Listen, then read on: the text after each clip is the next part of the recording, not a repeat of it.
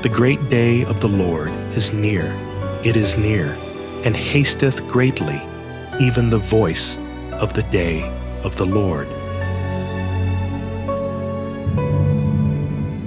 Maranatha, the Lord is coming.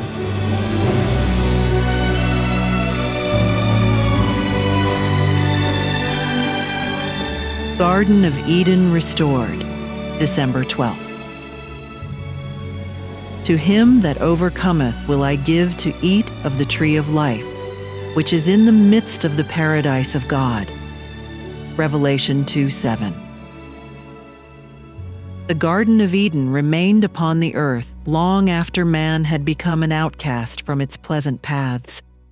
The fallen race were long permitted to gaze upon the home of innocence, their entrance barred only by the watching angels. At the cherubim-guarded gate of paradise, the divine glory was revealed. Hither came Adam and his sons to worship God. Here they renewed their vows of obedience to that law, the transgression of which had banished them from Eden. When the tide of iniquity overspread the world, and the wickedness of men determined their destruction by a flood of waters, the hand that had planted Eden withdrew it from the earth. But in the final restitution, when there shall be a new heaven and a new earth, it is to be restored more gloriously adorned than at the beginning. Then they that have kept God's commandments shall breathe in immortal vigor beneath the tree of life. And through unending ages, the inhabitants of sinless worlds shall behold, in that garden of delight, a sample of the perfect work of God's creation, untouched by the curse of sin, a sample of what the whole earth would have become, had man but fulfilled the Creator's glorious plan. Adam is reinstated in his first dominion.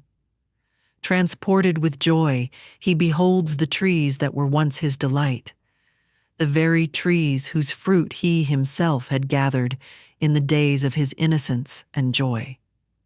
He sees the vines that his own hands have trained, the very flowers that he once loved to care for.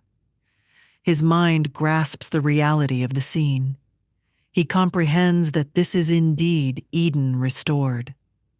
Restored to the tree of life in the long-lost Eden, the redeemed will grow up to the full stature of the race in its primeval glory. The last lingering traces of the curse of sin will be removed, and Christ's faithful ones will appear in the beauty of the Lord our God, in mind and soul and body, reflecting the perfect image of their Lord. O wonderful redemption, long talked of, long hoped for, contemplated with eager anticipation, but never fully understood.